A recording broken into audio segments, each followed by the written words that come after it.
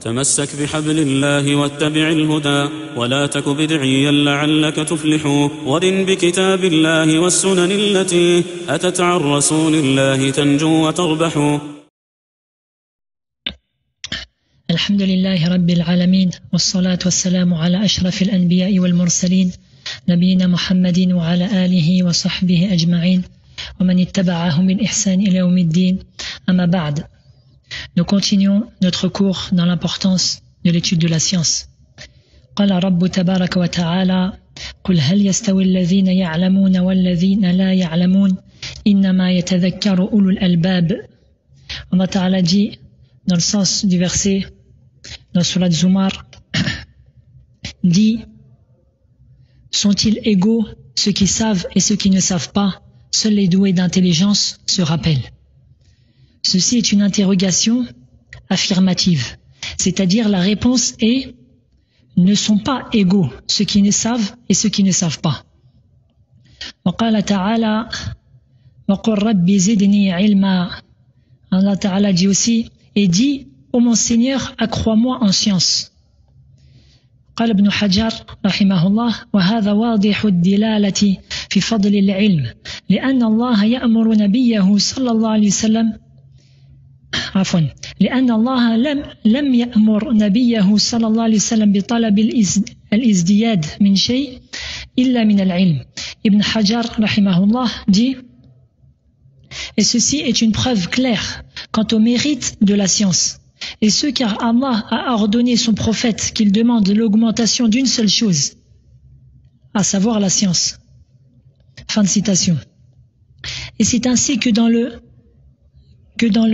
madhab de l'imam Malik et de l'imam Abi Hanifa, et c'est une version dans le madhab de l'imam Ahmad, le meilleur des actes surérogatoires, après tout ce qui est obligatoire parmi l'apprentissage et les actes, et l'étude de la science. L'imam Malik, rahimahullah, vit un étudiant qui écrivait le hadith. Puis, cet étudiant se leva pour prier une prière surérogatoire. L'imam Malik, rahimahullah, lui dit: l'œuvre à laquelle tu étais assis est meilleure que l'œuvre vers laquelle tu t'es levé. وقال الإمام أحمد رحمه الله تعالى: العلم لا يعدله شيء لمن صحت نية. قال: وكيف تصح النية يا أبا عبد الله؟ قال: ينوي رفع الجهل عن نفسه وعن غيره. L'imam Ahmad rahimahullah dit: rien n'équivaut à la science pour celui qui a une intention authentique. Il dit: et quelle est l'authenticité de l'intention? Et quelle est l'authenticité de l'intention, ô Aba Abdillah? C'est la kunya de l'imam Ahmed. Il dit: il a l'intention de faire disparaître l'ignorance à sa propre personne et à autrui. Fin de citation. Ceci car l'étude de la science est une action muta'addi nafa'a, c'est-à-dire dont le bénéfice dépasse celui qui effectue l'action. J'explique par un exemple. Celui qui prie, alors le bénéfice de la prière ne revient qu'à lui. Alors que celui qui étudie la science, eh bien cela va bénéficier à l'étudiant en premier lieu, mais aussi à autre que lui, car il va pouvoir ordonner le bien et interdire le mal avec clairvoyance. Il va pouvoir appeler vers le chemin d'Allah avec clairvoyance. Il va pouvoir conseiller les gens avec science. قال الله تعالى قل هذه سبيلي أدعو إلى الله على بصيرة أنا ومن اتبعني وسبحان الله وما أنا من المشركين. Allah Ta'ala dit dans le sens du verset, dit: voici ma voix, j'appelle les gens vers Allah, moi et ceux qui me suivent, nous basant sur une preuve évidente, pureté à Allah, et je ne suis pas du nombre des associateurs. Ainsi la personne commence par l'étude de la science, puis son application, puis sa transmission, et il patiente en cela. Il patiente dans l'acquisition de la science, dans son application et dans sa transmission. قال الله تعالى والعصر إن الإنسان لفي خسر إلا الذين آمنوا وعملوا الصالحات وتواصوا بالحق وتواصوا بالصبر. Le sens de la traduction, Allah Ta'ala jure par le temps, l'homme est certes en perdition, sauf ceux qui croient. Et on ne peut croire en une chose qu'après en avoir eu connaissance, qu'après l'avoir étudiée et accomplissent les bonnes œuvres. Qu'ils s'enjoignent mutuellement vers la vérité. Il y a en cela la prédication, la prêche. Ils s'enjoignent mutuellement dans la patience et l'endurance. J'ai une khutbah où j'explique cette sourate. Si je la retrouve, je la mettrai sur le canal, Inch'Allah. Ainsi, celui qui a une bonne intention dans l'étude de la science se trouve au juste milieu, entre deux groupes qui ont dévié. Le premier, celui qui a reçu le savoir, puis qui l'a caché, ou pire encore, qui l'a vendu à vil prix. قال الله تعالى وإذ أخذ الله ميثاق الذين أوتوا الكتاب لتبيننه للناس ولا تكتمونه فنبذوه وراء ظهورهم واشتروا به ثمنا قليلا فبئس ما يشترون. Allah Ta'ala dit, dans le sens du verset, Allah a pris de ceux auxquels le livre a été donné. Le livre a été donné, c'est-à-dire la science religieuse. Allah a pris de ceux auxquels le livre était donné cet engagement. Exposez-le, certes, aux gens, et ne le cachez pas. Mais beaucoup d'entre eux, ils l'ont jeté derrière leur dos et l'ont vendu à vil prix. Quel mauvais commerce ils ont fait. Le deuxième groupe dévié est celui de ceux qui se sont précipités dans la prédication, sans avoir pris le temps d'avoir étudié la science authentique. Ainsi, tu en trouveras dans les mosquées, dans des écoles, dans les rues, et surtout à notre époque à travers les réseaux sociaux. Dire sur Allah, ils disent sur Allah, sur ses versets, sur sa religion, sur son prophète, sallallahu alayhi wa sallam, ce qu'ils ne savent pas, ce qui est contraire à la vérité. Et ceci fait partie des pires péchés. Allah Ta'ala dit Ya ayyuhan nas kulu mimma fil ardi halalan tayyiba wa la tattabi'u khutuwati ash-shaytan innahu lakum aduwwun mubin. Innama ya'murukum bis-su'i wal fahsha'i wa an taqulu 'ala Allahi ma la ta'lamun. Allah Ta'ala dit en sens du verset aux gens de ce qui existe sur la terre, mangez le licite, le pur. Alors, le licite, le pur, ne suivez point les pas du diable, car il est vraiment pour vous un ennemi déclaré. Il ne vous commande que le mal et la turpitude, et le fait de dire contre Allah ce que vous ne savez pas. Donc le fait de dire sur Allah ce qu'on ne sait pas, c'est le fait de suivre les pas du diable, qu'Allah nous préserve. Et ceci fait partie des grands péchés. قال الله تعالى dans surat Al-A'raf قل من حرم عفوا قل إنما حرم ربي الفواحش ما ظهر منها وما بطن والإثم والبغي بغير الحق وأن تشركوا بالله ما لم ينزل به سلطانا وأن تقولوا على الله ما لا تعلمون. Allah Ta'ala dit dans le sens du verset, dit, mon Seigneur n'a interdit que les turpitudes, tant apparentes que secrètes, que cachées, de même que le péché, l'agression sans droit. Et le fait d'associer à Allah ce dont il n'a pas fait, ce dont il a fait descendre aucune preuve.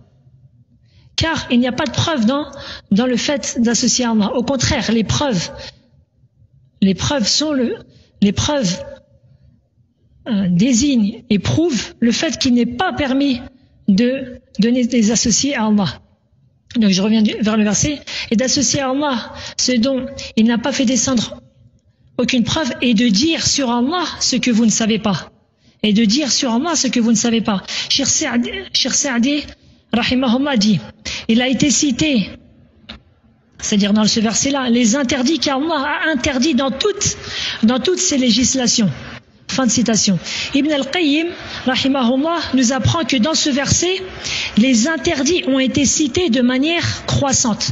C'est-à-dire, du moindre au pire. Et comme vous avez pu l'entendre, la dernière des choses qui a été citée, le fait de dire sur Allah ce qu'on ne sait pas. Que ce soit sur ses noms ou ses attributs, ses actions et sa législation. Et ceux qui tombent dans cela, en général, ne sortent pas de deux cas. Le premier est celui qui veut attaquer l'islam de l'intérieur, c'est-à-dire qu'il se présente prédicateur vers le bien, mais veut en cela égarer les musulmans, comme l'a fait Harakatul Batiniya, qui est une des pires sectes de l'islam, et qui ont égaré un grand nombre de musulmans dans le passé et le présent. Parmi eux, il y a eu les Qaramita, ceux qui sont entrés armés à la Mecque en l'an 317 de l'Hégire, qui ont massacré les pèlerins. Ils ont fait couler le sang, ils ont violé les femmes pèlerines dans l'enceinte sacrée et ont volé la pierre noire. Il fut plusieurs années pour que les élites de la Sunna récupèrent la pierre noire et la remettent à sa place. On peut citer aussi, comme exemple, Ghulam Ahmad al-Qadiani, qui est sorti de lui al-Qadianiya, c'est-à-dire celui qui a prétendu la prophétie. Tandis que les Qadianiya, ils croient en la prophétie de ce forgeur de mensonges. Et bien d'autres, tels que à notre époque encore Daesh et Al-Qaïda, qui salissent l'islam en prétendant soi-disant la secourir. Qu'Allah nous préserve de l'errance. Nas'alullah tabarak wa ta'ala as-salamata wal-afwa wal-afiyah. Le deuxième cas est celui qui veut le bien pour lui et pour les autres. Cependant, il n'a pas suivi le sentier d'Allah. Il n'a pas suivi le sentier qu'Allah a tracé. Et cette personne se trouve alors à dire sur Allah ce qu'il ne sait pas. Or, toute action a pour condition, pour qu'elle soit bonne et acceptée, deux conditions. La première est la sincérité, al-ikhlas. Et la preuve en cela a déjà été citée dans le premier cours de cette série. La deuxième est al-mutaba'a, c'est-à-dire que l'action soit en conformité avec la législation d'Allah, en conformité avec le suivi de la sunna du prophète sallallahu alayhi wa sallam. La preuve, il y a beaucoup de preuves en cela, je m'en limiterai à une seule, à savoir ce qu'a rapporté l'imam al-Bukhari et Muslim, d'après Aïcha, que le messager d'Allah sallallahu alayhi wa sallam a dit « Man ahdatha fi amrina hadha ma laysa minhu fahuwa radd » Rad ay mardoudun alayh. Celui qui a innové dans notre religion celle-ci, ce qui n'en fait pas partie, cela lui sera rejeté au visage. Et la version dans Sahih Muslim, Man amila amalan laysa alayhi amruna fahuwa rad. Celui qui effectue une œuvre qui n'est pas en conformité avec notre ordre, c'est-à-dire notre religion, alors cette dernière sera rejetée. Or, le fait de parler sur Allah et sa religion, de s'élancer dans la prédication sans avoir étudié, sans avoir reçu le savoir, ceci est un acte qui n'est pas en conformité avec la législation. Plus encore, ceci est en contrariété avec la législation. قال الله تعالى قل هل ننبئكم بالأخسرين أعمالا الذين ضل سعيهم في الحياة الدنيا وهم يحسبون أنهم يحسنون صنعا. Allah Ta'ala dit dans la fin de Surat Al-Kahf, dit voulez-vous que nous vous apprenions lesquels sont les plus perdants en œuvre, ceux dont l'effort dans la vie présente s'est égaré alors qu'ils s'imaginent faire le bien. Dans ce verset entrent en premier lieu les mécréants, car ils n'ont eu ni la foi et la sincérité, ni la conformité de leurs actes avec la législation divine. Mais entrent aussi les innovateurs, qui déploient de grands efforts à appliquer et propager leurs innovations et à dire sur Allah ce qu'ils ne savent pas. C'est pour cela que lorsque certains compagnons radiyallahu anhum apprirent que les tout premiers Khawarij qui est la première secte de l'islam, ont tué le calife bien guidé et grand compagnon du prophète sallallahu alayhi wa sallam, à savoir Uthman ibn Affan, ils ont osé tuer Uthman ibn Affan, qui était à son époque, et je dis bien à son époque, le meilleur des habitants sur terre, subhanallah. Pourquoi? Car le meilleur de cette communauté est bien sûr le prophète sallallahu alayhi wa sallam. Or il était décédé, puis est venu après lui Khalifatu Rasulillah, Abu Bakr radiallahu anhu as-Siddiq. Après lui est venu Abu Bakr as-Siddiq. Ensuite, et il était décédé lui aussi, radiallahu anhu. Ensuite, Omar ibn al-Khattab, radiallahu anhu, et il était décédé. Et ainsi, le meilleur après ces trois-là, c'était Uthman ibn Affan.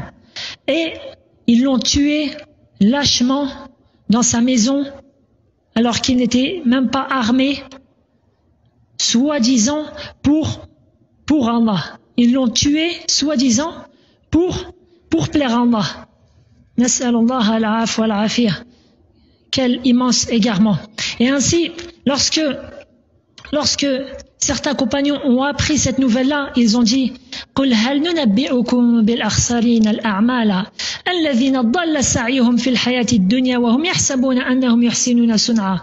Ils ont cité ce verset, dit: voulez-vous que nous vous apprenions lesquels sont les plus perdants en œuvre, ceux dont l'effort dans la vie présente s'est égaré, alors qu'ils s'imaginent faire le bien. Et ainsi, peu importe que la personne ait voulu le bien ou non, quelle que soit son intention.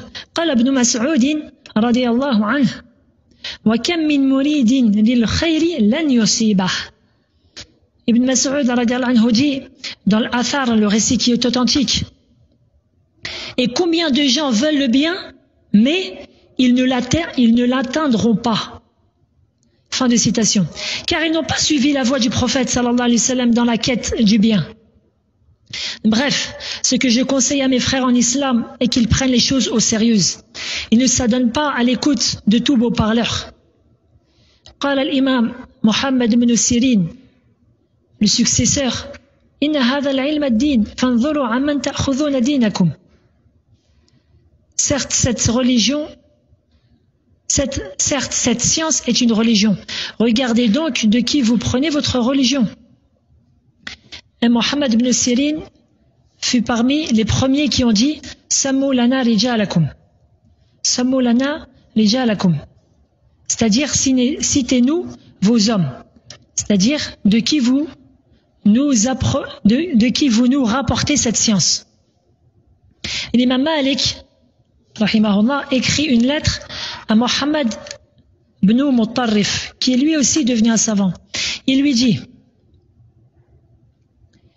recherche-la, c'est-à-dire la science, de par ses adeptes, ceux dont tu as la certitude qu'ils l'ont hérité de ceux qui étaient avant eux, parmi les gens de science. Et ne prends pas tout ce que tu entends de n'importe quel beau parleur, car il n'appartient pas qu'elle soit recherchée auprès d'eux, c'est-à-dire auprès de ceux-là, ni non plus de n'importe quelle personne qui prétend parler en son nom. Fin de citation. Ainsi, ce que je conseille, c'est de prendre la science des savants, ar-rabbaniyin, des savants éducateurs. Ceux que lorsqu'ils parlent, ils disent Allah a dit, le prophète sallallahu alayhi wa sallam a dit, les compagnons ont dit, ceux qui citent les consensus des savants, ceux qui sont cramponnés au livre d'Allah et à la sunna de son messager, sallallahu alayhi wa sallam, selon la compréhension des pieux prédécesseurs. Ceux qui appellent au bien et interdisent le mal, conseillent les musulmans et font tout pour les éloigner de par leur bon conseil de ce qui peut être néfaste dans la religion, dans le sang et l'honneur des musulmans.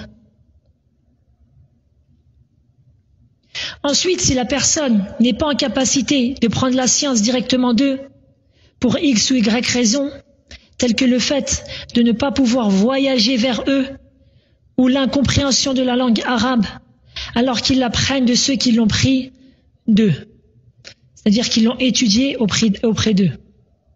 Ensuite, ce que je conseille l'acquisition de livres bénéfiques, tels que Kutub al-Sunan, les livres qui ont regroupé les hadiths du prophète sallallahu alayhi wa sallam, tels que Sahih al-Bukhari et Sahih Muslim, Sunan Abi Daoud, Sunan al-Nasa'i, Sunan Ibn Majah, wa Jami' al-Tirmidhi, et le Musnad de l'imam Ahmad. De plus, les tafsirs, c'est-à-dire les exégèses bénéfiques, tels que celui de l'imam Tabari et celui de Ibn Kathir, de Al-Barawi et de celui de Sheikh Sa'di. De plus, les livres des pieux prédécesseurs et de ceux qui les ont suivis dans le bien, tels que Ibn Abd al-Barr al-Maliki, tels que Ibn Taymiyyah, Ibn al-Qayyim, al-Zahabi et bien d'autres.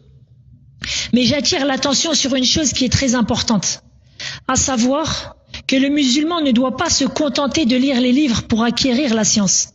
قال أهل العلم من كان شيخه كتابه كان خطأه أكثر من صوابه. Les savants disent, celui qui a pris pour cheikh son livre, alors ses erreurs seront plus nombreuses que ce qu'il a de juste. Alors ses erreurs seront plus nombreuses que ce qu'il a de juste. Et c'est une chose que, subhanallah, nous voyons quotidiennement. Et que les chouyours tels que Cheikh Saleh Al-Fawzan ne cessent de citer. Hier même, quelqu'un, un des frères étudiants que je connais bien, m'a envoyé la question d'une personne. Cette personne-là a photographié une citation d'un livre, puis a dit ce qu'il a compris de cette citation-là. Subhanallah. Il y avait une année-lumière entre la compréhension, entre sa compréhension à lui et entre ce qui était écrit dans le livre. Et ceci est très, on ne cesse de remarquer cela. Il y a très longtemps, il y a près de 13 ans, je travaillais à un endroit, juste après avoir obtenu le baccalauréat, et il y avait quelqu'un qui travaillait à côté de l'endroit où je travaillais. Après avoir fait connaissance avec cet individu, qu'Allah le préserve ainsi que nous, j'ai remarqué qu'on avait lu presque les mêmes livres, exactement les mêmes livres pratiquement. Tous des livres qui sont de référence, des livres bien. Mais cet individu-là était sorti avec asl min usul al-khawarij. Nas'allah al-afiyah. Il avait une base, il lui était rentré une ambiguïté parmi les ambiguïtés des khawarij, de la secte que j'ai citée. Ensuite, Inch'Allah, il est revenu sur la vérité. Mais c'est pour dire que la personne ne doit pas se limiter à l'acquisition des livres et leur lecture. Il doit étudier auprès de gens qui ont étudié. Wallahu a'la wa a'lam. Sallallahu wa sallam ala nabiyyina Muhammadin wa ala alihi wa sahbihi ajma'in. Subhanaka Allahumma bihamdik. Ashhadu an la ilaha illa ant. Astaghfiruka wa atubu ilayk.